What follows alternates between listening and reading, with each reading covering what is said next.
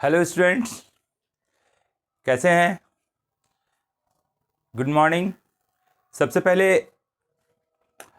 आप सभी को हमारे एजुकेशनल चैनल कॉमर्स चॉइस में स्वागत है।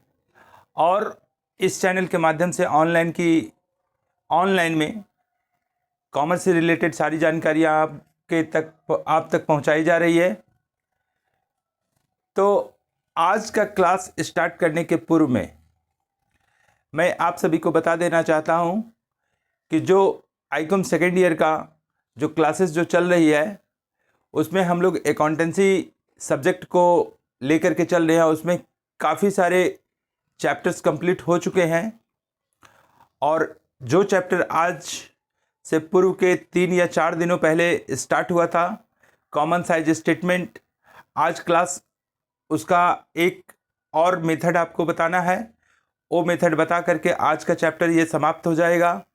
और इससे संबंधित जो भी क्वेश्चन से बचा हुआ है रिलेटेड जो मैं नहीं बताया हूँ, तो वह ऐसा क्वेश्चन छूटा हुआ है जो आपका उससे संबंधित क्वेश्चन है, जो आप अगर दिलो दिमाग लगाइएगा उस पर और सोचिएगा, मंथन कीजिएगा, तो आपका वो सवाल आसानी पूर्वक बन जाएगा। अगर किसी कारणवश से नहीं बनता है तो हेल्प के लिए आप उसको वीडियो देखने की कोशिश कीजिए अगेन, और उससे समझने की कोशिश कीजिए कि कैसे कैसे इसका एनालिसिस किया गया है और कैसे कैसे डाटा इनपुट किया गया है, कैसे परसेंटेज निकाला गया है और कैसे कंपैरिजन किया गया है।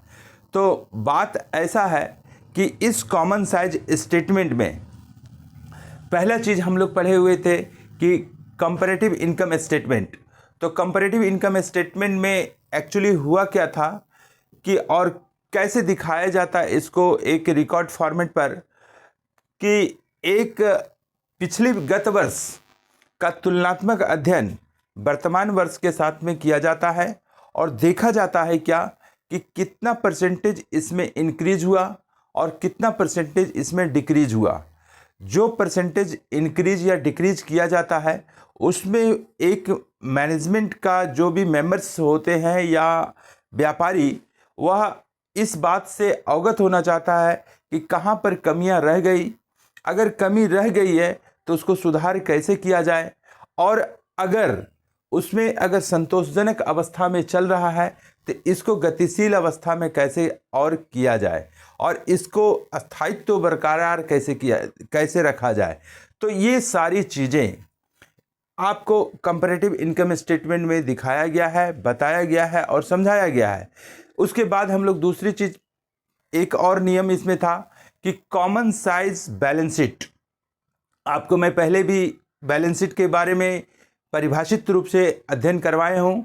और बैलेंस शीट एक ऐसा चीज़ है, मतलब हिंदी में कह सकते हैं इसको कि आर्थिक चिट्ठा यानी कि व्यापार का दर्पण की तरह काम करता है।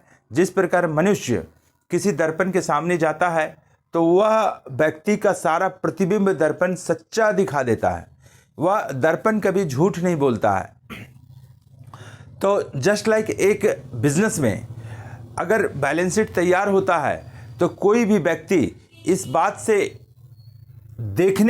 बात को देखने के लिए स्पष्ट हो जाता है, वह व्यक्ति, कि इस व्यापार का पोजीशन कैसा है, आर्थिक चिट्ठा का रूप जो बनाया गया है, एक साइड में एसेट्स दूसरे साइड में लायबिलिटीज, उसका पोजीशन कैसा है, क्या इस कंपनी में पैसा लगाया जाए यानी विनियोग किया जाए या नहीं किया जाए। और अगर थोड़ा सा और अध्ययन वह करता है कि ट्रेडिंग एंड पीएल अकाउंट का, तो पीएल अकाउंट यानी कि प्रॉफिट एंड लॉस अकाउंट का जो प्रॉफिट दिखा रहा है वह पिछले 5 वर्षों में प्रॉफिट की अवस्था कैसी रही इस कंपनी का।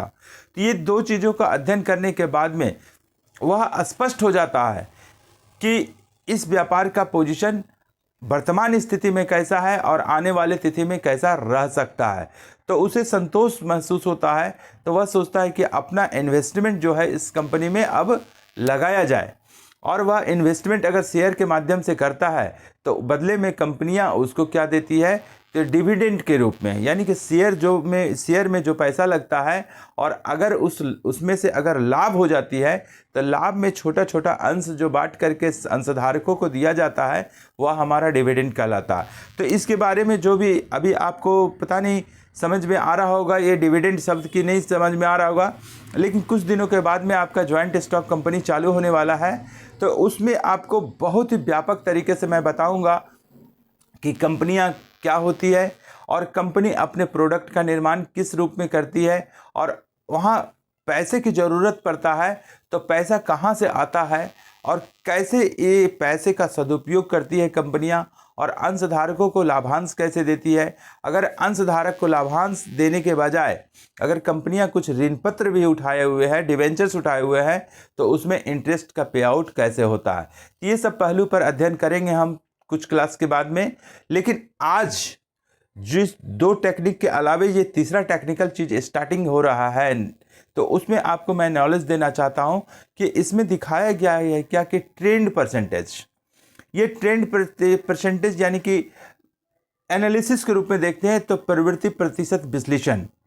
अब इसमें है क्या, इसमें क्या है ट्रेंड परसेंटेज, तो इसमें यही मान के चलिए आप कि जैसे पिछला कंपैरेटिव इनकम स्टेटमेंट और कॉमन साइज बैलेंस शीट में जो चीज़ हम लोग अध्ययन किए उसमें किसी खास निष्कर्ष किसी चीज़ बिंदु पर निकालना रहता था तो उसका तो हम निकाल लेते थे, लेकिन ये पता नहीं चलता था उस चीज़ में कि आखिर पिछले गत वर्ष में यानी कि 2 से 3 वर्ष पूर्व में जो हमारा परसेंटेज जो चलते आ रहा है वह परसेंटेज वास्तव में वह अवनति की ओर जा रहा है या प्रवृत्ति वृद्धि की ओर जा रहा है, उसका मतलब एप्रिशिएट हो रहा है या डिप्रिशिएट हो रहा है, ये पता नहीं चलता था। और वह क्या कि पिछले बार में हमने जो बताया आपको अधिक से अधिक 2 वर्षों का अध्ययन बताया, लेकिन आज आप सीखने जा रहे हैं कि 4 वर्षों का अध्ययन, 5 वर्षों का अध्ययन, 10 वर्षों का अध्ययन, जितनी ज़रूरत हो, जितना महसूस किया जा रहा है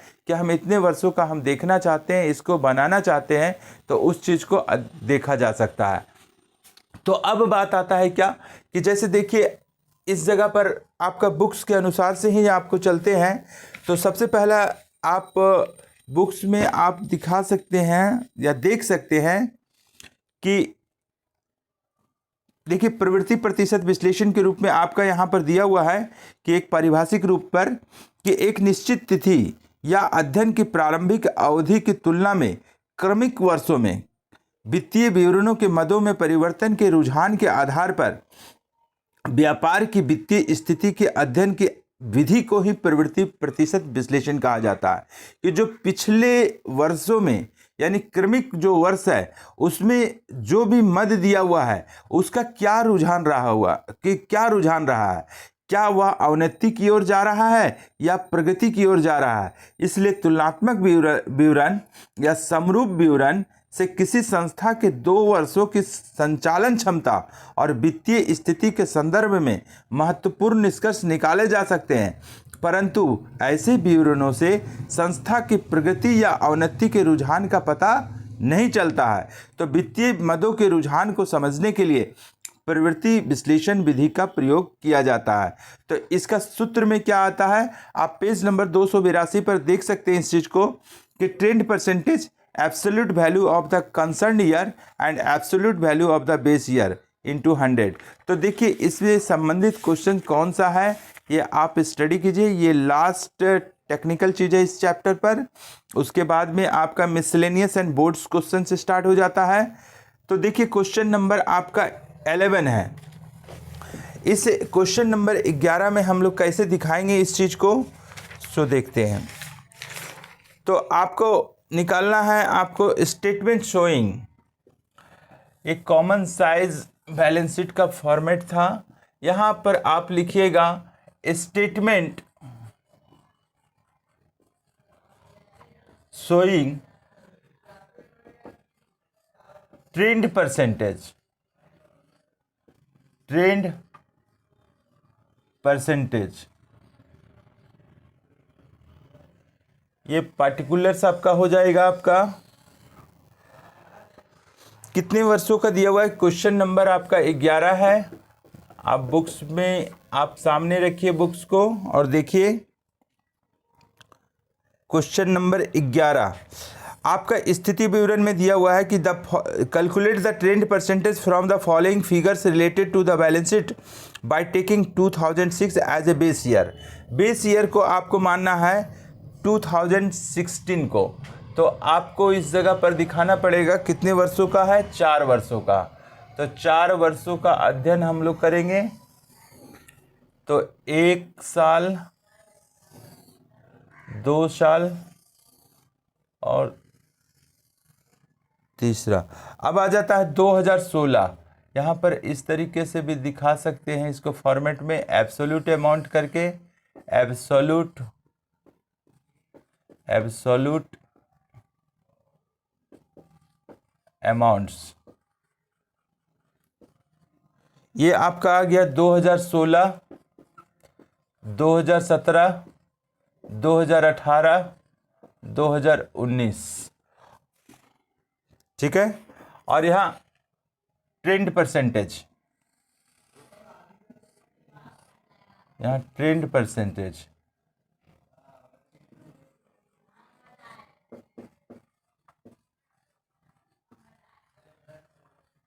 आपका ये फर्स्ट ईयर में ये आप डालिएगा यहाँ पर जो 2016 का आपका दिया हुआ है। 2017 का परसेंटेज शो होगा इसमें, 2018 का होगा और लास्ट में आपका 2019 का होगा। तो 2017, 2018, 2019। तो यहाँ पर क्लियर हो गया इस चीज को। अब देखिए यहाँ पर रुपीस के लिखेंगे सैम्बल में और यहाँ पर लिखेंगे परसेंटेज। यहाँ पर आपका पार्टिकुलर्स अच्छी तरीके से समझ लीजिए, कॉन्सेप्ट क्लियर हो जाएगा आपका। अब यहाँ पर देखिए सबसे पहला equity share capital. Equity share capital कितना दिया हुआ है? Equity share capital 2 lakh, 3 lakh, 4 lakh और 5 लाख। मतलब 2016 में 2 लाख दिया हुआ है, इसका 3 लाख दिया हुआ है, इसका 4 लाख दिया हुआ है और इस वर्ष में 5 लाख दिया हुआ है। ओके। अब दूसरा आइटम में क्या है कि long term loans. Long term loans, ये लॉन्ग टर्म लोन्स 80,000, उसके बाद में 1 लाख, उसके बाद में 60,000 और उसके बाद में आपका 90,000 है। और उसके बाद में करंट लायबिलिटीज,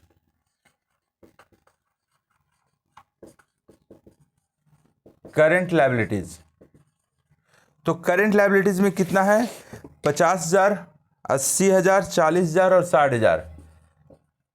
50,000, 80,000, 40,000 और ये 60,000। तो ये कितना बच गया आपका? कितना हो जा रहा है आपका?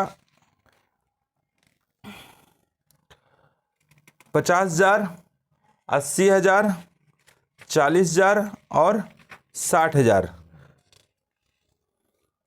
तो अब यहां पर बात आ रहा है कि ये परसेंटेज जो निकालना है, तो 2 प्रक्रिया में हम कर सकते हैं कि इसको डायरेक्टली इसको दिखा सकते हैं कि लॉक करके लायबिलिटीज पोर्शन को, और अगर आपको नहीं दिखाना रहेगा अगर उस विधि से, तो आप इस रूप में खाली ट्रेंड दिखा सकते हैं। यहाँ पर फिक्स एसेट्स आपका आ गया, फिक्स एसेट्स कितना दिया हुआ है इसका? 2 लाख, इसका दिया हुआ है 3 लाख, उसके बाद में 3.5 लाख और उसके बाद में दिया हुआ है 2,50,000। और उसके बाद आपका करंट एसेट्स,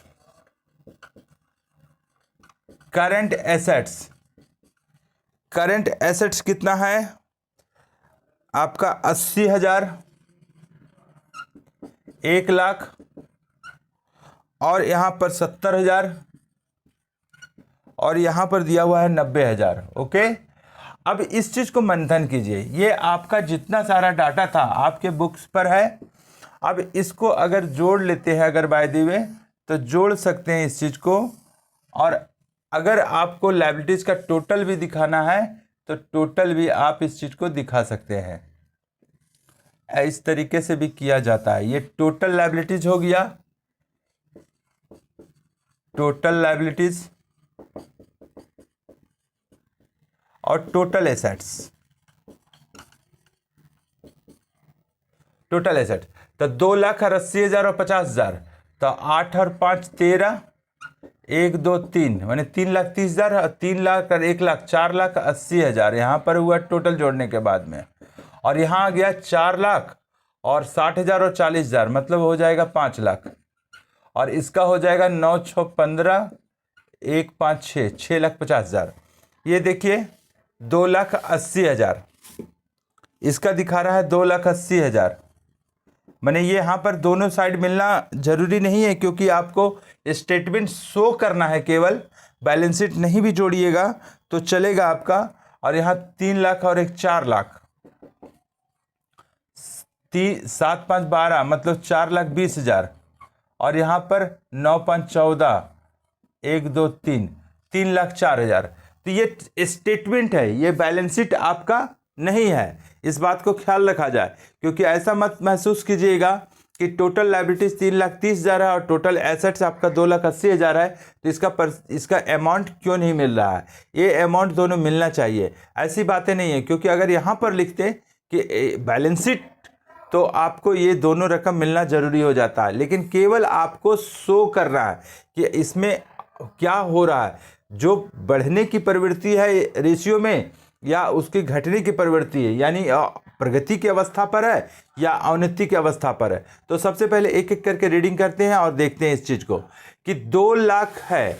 तो हम सबसे पहले इस चीज़ को बेस ईयर को हम लोग 2016 को माने हैं, तो 100 मान लीजिए। 2,00,000 है जो इसका बेस ईयर है 2016, इसको आपको सबसे पहला 100 मान लेना है। अब इसमें से देखिए कि 3,00,000 है और यहाँ पर 2,00,000 है, तो 3,00,000 बटा 2,00,000 गुना 100, तो 3/2 गुना 100, 0 0 कैंसिल किए तो 50 या 150। मतलब अगर 2016 में हमारा इक्विटी शेयर कैपिटल 100% था, जो 2017 में बढ़ करके 150% हो गया। इससे क्लियरेंस यही हो रहा है कि हमारी व्यापारिक अवस्था अच्छी स्थिति पर है, हमारा कैपिटल भी जो है सो हमारा बढ़ रहा है, उसका ट्रेंड परसेंटेज जो है ऑलवेज गतिमान है, गतिशील अवस्था में है। तो 2018 में क्या प्रभाव पड़ता है कि आ गया 4,00,000, माने 0 0 ऑटोमेटिक कैंसिल कर देते हैं कैलकुलेशन पॉइंट ऑफ व्यू से। तो यहाँ पर 4/2 गुना 100, तो यहाँ 50 चौके 20 मतलब 200%। तो आप देख सकते हैं इस चीज़ को 3 साल का स्थिति पर कि 100% था तो 150% हो गया अगले वर्ष में, फिर अगला साल 200% हो गया। तो लास्ट ईयर में कितना हुआ, तो देखिए 5/2 गुना 100, तो यहाँ पर 250% हो गया। तो इससे आपको क्या पता चला, इससे आपको क्या पता चला कि ये चीज़ देखने के बाद, इस स्टेटमेंट को देखने के बाद इक्विटी शेयर कैपिटल में कि वह 2016 से बिजनेस स्टार्ट हुआ, या तो बिजनेस का जो बेस ईयर माना गया 2016, उस समय हमारा 2,00,000 रुपया शेयर कैपिटल में था, जो प्रबंध की अवस्था व्यापार में बहुत बढ़िया थी, हर चीज़ अच्छा था, लोगों का सहयोग का भावना था, कैपिटल भी हमारे जितनी उत्पादित वस्तुएं हो रही है उस परिप्रेक्ष्य में हमारा अच्छी समृद्धि अवस्था में है। तो देखा क्या गया कि जो शेयर कैपिटल हमारा 100% था वह 150% हो गया, और 150 से बढ़ करके फिर हमारा 200% हो गया, और 200 से हमारा फिर अगला साल में 250% हो गया। तो 100% से स्टार्ट किया मैंने, 3 साल के बाद में 250% पर पहुंच गया। तो ये व्यापार के लिए बहुत अच्छी बातें हैं। तो अब देखिए दूसरी चीज कि लॉन्ग टर्म लोन्स। ये लॉन्ग टर्म लोन्स ये क्या है? ऐसे कर्ज, ऐसे लोन्स जिसका भुगतान हमें 1 वर्ष के पश्चात करना है, और जो करंट लायबिलिटीज होते हैं उसका भुगतान हमें 1 वर्ष के अंदर करना रहता। तो फिर मैंने पिछले बार की तरह इस बार भी हम लोग बेस ईयर 2016 माना है, तो इसको हम लोगों ने 100 मान लिया। तो 80,000 से हमारा 1 लाख हो गया। तो 80,000 से 1 लाख होने का मतलब हुआ कि यहाँ 5 जीरो है, यहाँ 4 जीरो है, तो 4 जीरो ऑटोमेटिक कैंसिल करते हैं। तो 8/10 गुना 100, तो कितना हो जाएगा 80%। तो ये इसका मतलब क्या हुआ, यहाँ पर भी आप एनालिसिस कीजिए कि 100% मेरा लॉन्ग टर्म लोन्स था और आज की तारीख में 2017 में 80% बच गया। इसका मतलब हुआ कि हमने लॉन्ग टर्म लोन्स का 20% भुगतान किया हूँ। 20% मैंने भुगतान कर दिया हूँ, जो व्यापार के लिए अच्छी बातें हैं। अब देखिए यहाँ 60,000 हो गया, तो 60,000 का मतलब क्या हुआ कि 6/8, क्योंकि यहाँ 4 जीरो ये कैंसिल, 4 जीरो ये कैंसिल, तो 6/8 का परसेंटेज के रूप में निकालते हैं। 2 तिया 6, 2 चौके 8 और 25 तिया 75, तो मतलब 75% हो गया। और यहाँ 90,000 का क्या निकल जाएगा, 9/8 गुना 100। यहाँ भी 4 जीरो कैंसिल, यहाँ भी 4 जीरो कैंसिल, तो अब निकालिए इसको 50, यहाँ 4 और यहाँ पर निकल जाएगा आपका कितना, 4 से डिवाइड कीजिएगा तो 25, 12.5 बर चौके 48। अब 9 से गुना कीजिए, 9 पचे 45, 4 बचा, 9 दूनी 18, 4 22, 2 9 एकम 9, 2 11, मतलब 112.5, 112.5। तो अब देखिए इस चीज को एनालिसिस कीजिए कि क्या हमारा ट्रेंड परसेंटेज इस व्यापार में रहा लॉन्ग टर्म लोन्स के लिए कि 80,000 का था, हमारा 100% है। अब 1 वर्ष के दरमियान में 2016 से 2017 में हमारा 80% हो गया। मतलब डाटा के रूप में देखते हैं तो 20,000 का यहाँ 80,000 से हमारा 1 लाख है, 80,000 से हमारा 1 लाख है। तो यहाँ पर तो आपका थोड़ा सा यहाँ कंफ्यूज हुआ हूँ। 1 लाख है तो 1 लाख बटा 80,000 गुना 100, ये आप देखिए तो 4 जीरो यहाँ कैंसिल, 4 जीरो कटा, आपका यहाँ पर 2 चौके 8 और यहाँ 50, यहाँ 2, यहाँ 25 और 2 से 2 25, मतलब 125%। यहाँ पर घटा नहीं है बल्कि बढ़ गया है। और 60,000 वाला तो सही निकला है और ये भी सही निकला। तो इससे क्लियर क्या हो रहा है कि 80,000 से जब 1 लाख हो गया तो निश्चित है कि लॉन्ग टर्म लोन्स जो है तो हमारा पे आउट नहीं है हो करके, और मैं बाजार से पैसा उठा लिया हूँ, मतलब 125% हो गया है।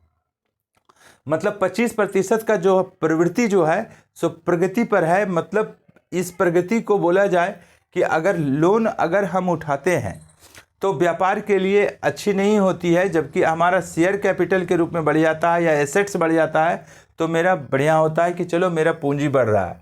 लेकिन यहाँ पर देखिए अब 2018 को एनालिसिस कीजिए, इस 100% से 100% था और जब 125% 2017 में हो गया तो 2018 में देखा गया कि 75% हो गया। इसका मतलब क्या हुआ कि हमने भुगतान किया हूँ लॉन्ग टर्म लोन्स को। अब फिर इसी चीज़ को कंपेयर कीजिए कि जब 112.5 हो जाता है तो निश्चित है कि 2016 की तुलना में 2019 में हमारा वृद्धि हुआ है लॉन्ग टर्म लोन्स में।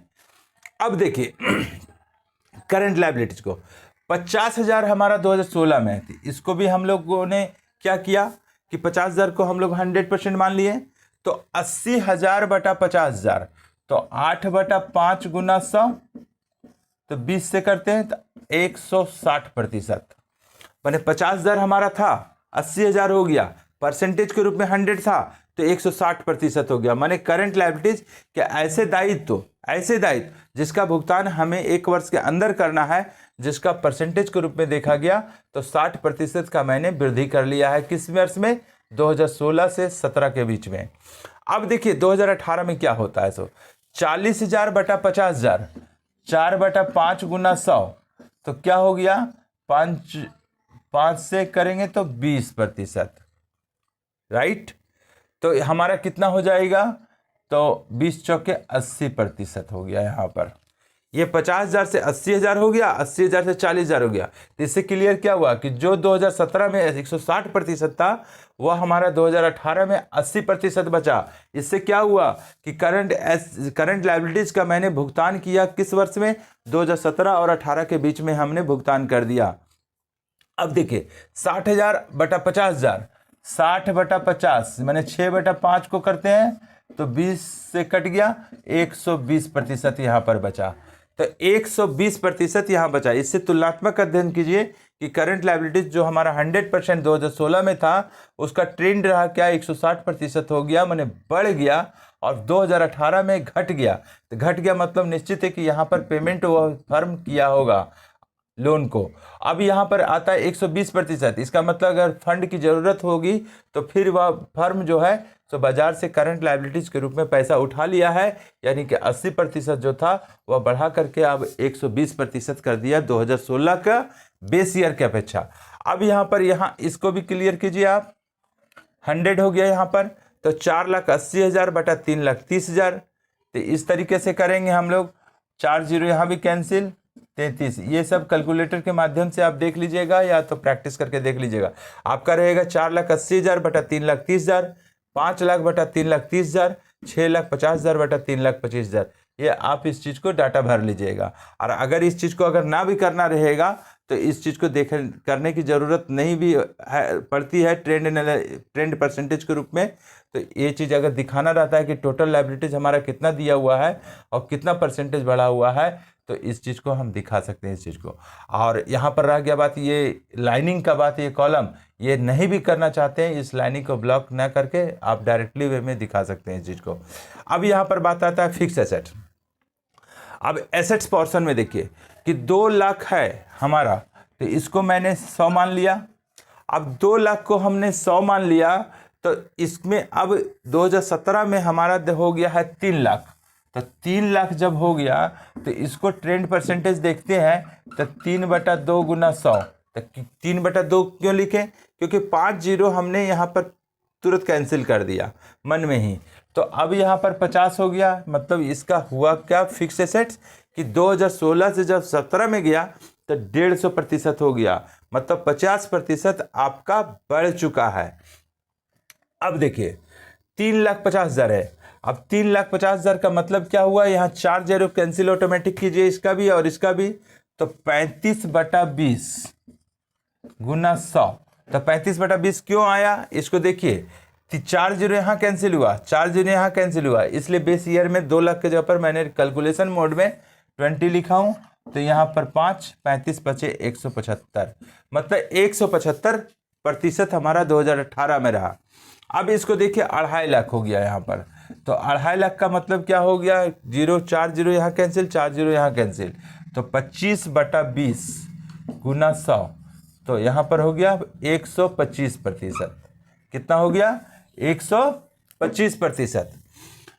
अब इसमें देखिए फिक्स्ड एसेट्स हमारा जो 100% जो था वह हमारा 150% हो गया।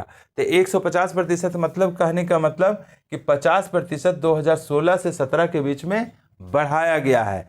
तो ये व्यापार के लिए अच्छी बातें हैं क्योंकि संपत्तियां बढ़ रही है। अब 2018 आता है, फिर 25% और बढ़ा दिया, तो 2017 के परिप्रेक्ष्य में। लेकिन जब 2016 से तुलना करते हैं कि 100% से जब वह स्टार्टिंग किया था फिक्स एसेट्स, या आज के तारीख में 2018 में 175% हो गया है। जबकि 2019 में जब जाता है तो वह परसेंटेज हमारा जो है तो जो 175% था 2018 में, जो घट करके 2019 में हो गया। और बेस ईयर को अगर 100% मान के चल रहे हैं तो 2019 में हमारा 125% हो गया। इससे क्लियरेंस क्या हुआ इस चीज़ को देखने के बाद में कि ये 2018 में 175% जो था वह हमारा 125% बचा हुआ है। इसका मतलब है कि 50% जो है, मतलब देखा जाए कि देखिए यहाँ 3,50,000 है और यहाँ घट करके हो गया 2,50,000। इसका मतलब 1 लाख की संपत्तियां जो अस्थायी प्रकृति की थी वह बंदा यानी वह फर्म वह उस चीज़ को बेच चुका है, माने उसके हाथों में अब फिक्स एसेट्स 1 लाख रुपया का नहीं है। तो इसको अध्ययन करना है, डाटा को अध्ययन करना, ये थोड़ा सा दुष्कर कार्य हो जाता है। लेकिन जब परसेंटेज में हम इस चीज़ को अध्ययन करते हैं तो हमें इस चीज़ को देखने के बाद बिल्कुल आसान लगता है। इसीलिए लिखा गया हेडिंग में स्टेटमेंट शोइंग ट्रेंड परसेंटेज। इसका परसेंटेज क्या चलेगा, इसका रुझान क्या हो रहा है। जैसे 100 था, 100 से 150 हो गया, 150 से 175 हो गया, 175 से 125 हो गया। मतलब ये 2016 से वह व्यापार बढ़िया से चलते गया और 2017 में भी बढ़िया रहा, 2018 में भी बढ़िया रहा फिक्स एसेट्स का पोजीशन। लेकिन जब 2018 से 19 जब आया तो उस फर्म को ऐसा महसूस हुआ या किसी कारणवश से वह उसका फिक्स एसेट्स परसेंटेज के रूप में घट गया है। इससे क्लियर हुआ क्या कि वह एसेट्स को वह व्यक्ति बेच दिया होगा, सेल कर दिया होगा, तब ना 125% हो गया। उसी प्रकार से अब करेंट एसेट्स को देखिए, 80,000 था, इसको बेस ईयर 2016 का है तो हमने 100 मान लिया, तो 80,000 से 1 लाख हो गया, तो 1 लाख हो गया मतलब कितना बढ़ा, तो 1 लाख बटा 100, 1 लाख बटा 80,000 गुना 100, तो ये 4 जीरो यहाँ कैंसिल, 4 जीरो यहाँ कैंसिल। अब यहाँ पर क्या हो रहा है, 2 चौके 8 और 2 पचे 10 और 4 से कैंसिल करते हैं तो 25 चौके 100, मतलब 125% यहाँ पर हमारा आ गया करंट एसेट्स 2017 का। अब 2018 का भी स्टडी करते हैं तो ये 70,000 है, यहाँ 80,000 है, 4 जीरो को मैं यहाँ पर कैंसिल कर दिया, तो 7 बटा 8 गुना 100, तो इसको कैंसिल कीजिए, 4 दूना 8 और 4 गुना 25 बराबर 100। अब 2 से इसको भी कैलकुलेट काटिए, इसको 12.5, अब इसको कीजिए, 7 पचे 35, 3 बचा, 7 दूनी 14 और 3 17, 1 7 एकम 7 और 1 8, मैंने 87.5, 87.5। अब 90,000 का कैलकुलेशन कीजिए, 9 बटा 8 गुना 100, तो यहाँ पर आ गया 4 दूना 8 और 25, यहाँ भी 12.5 आपका आ गया। अब इसको 9 पचे 45, 4 9 दूनी 18, 4 22, 2 9 कम 9 2 11, मतलब 112.5, 112.5। अब बात आता है क्या कि ये चीज़ तो आप इसका भी कैलकुलेशन कर सकते हैं कि 4 लाख बटा 2,80,000 गुना 100, तो इसको भी 100% आप लोग मान लीजिएगा, इसका भी कैलकुलेशन कीजिएगा। 4 लाख बटा 2,80,000 गुना 100, 4,20,000 बटा 2,80,000 गुना 100, 3,40,000 बटा 2,80,000 गुना 100। तो ये यहाँ पर आप सेटअप कर सकते हैं इस चीज़ को। तो हमें समझाना क्या है, यही सबसे मेन कॉन्सेप्ट है कि करंट एसेट्स मेरा 80,000 2016 में था, तो आज के तारीख में हमारा 100% है। लेकिन जब 1 वर्ष व्यापार हम कर लेंगे तो हमारा 1 लाख हो गया, तो परसेंटेज के रूप में हमारा 125% बचा, और फिर 70,000 हो गया यहाँ पर 2018 में, जो हमारा परसेंटेज रिप्रेजेंट कर रहा है 87.5, और फिर हमारा 90,000 हो गया 2019 में, जो हमारा 112.5। तो इस चीज़ को ट्रेंड में देखिए, प्रवृत्ति देखिए कि 100 से स्टार्ट था 100% से 125% हो गया, मतलब करंट एसेट्स बढ़ा है। अब फिर 2017 से जब 18 में हम जाते हैं तो बढ़ने की अपेक्षा वह घट गया, बढ़ने के अपेक्षा वह घट गया। इससे क्या क्लियर हुआ कि वह संपत्तियां करंट एसेट्स जो है वह हमारा 2016 से 17 में बढ़ने की प्रवृत्ति थी, प्रगति का प्रवृत्ति था। लेकिन जब 2017 से जब 18 चला गया तो वह प्रगति की अपेक्षा वह अवनति की रास्ता पर चला गया। मतलब करंट एसेट्स हमारा 125% से 87.5% हो गया। मतलब यहाँ पर उसे सुधार की जरूरत है। तो जब वह फर्म 2018 में देखा कि 87.5% हो गया, ये सोचने वाली बात है, यहाँ सुधारने वाली बात है। तो वह फर्म सोचने लगा, मंथन करने लगा, उससे संबंधित प्रबंधन करने लगा, उससे संबंधित टेक्निकल चीज पर ध्यान देने लगा। तो जब 2019 जब आ गया तो ये और बढ़ने की अपेक्षा यानी सुधार हो गया, तो वह बढ़ करके हो गया 112.5, यानी वह बढ़ गया। तो इससे क्लियर क्या हुआ आपको? आप क्या देखें, केवल डाटा, केवल इस चीज का डाटा का सेट का पिक्चर, ये नहीं, ये देखा जा रहा है कि करंट एसेट्स का ट्रेंड परसेंटेज कैसे दिनों दिन घट रहा है या बढ़ रहा है। यहाँ बढ़ा 2016 से 17 में बढ़ गया, लेकिन फिर वहाँ प्रबंधन क्षमता गड़बड़ाया या किसी तरह मैनेजिंग पोजीशन गड़बड़ हो गई होगी, जिसके कारण से यहाँ घट गया। और घट गया तो यहाँ पर सुधार करने का कोशिश किया जाने लगा। तो कोशिश करते करते करते देखा क्या कि जब हमारा वक्त बीत जाता है, 2019 आ जाता है, तो देखा क्या कि डाटा में कि हमारा 112.5% हो गया 2016 के बेस ईयर की तुलना में। तो 87.5% जो घट के हो गया था, अगर यहाँ सुधार नहीं किया जाता तो वह निश्चित है कि और वहाँ पर घट जाता। लेकिन करंट एसेट्स क्या हुआ कि 2018 से 19 में बढ़ गया, जो हमारे व्यापार के समृद्धि के लिए एक अच्छा सोच है और एक अच्छी पहल रही इस फर्म के।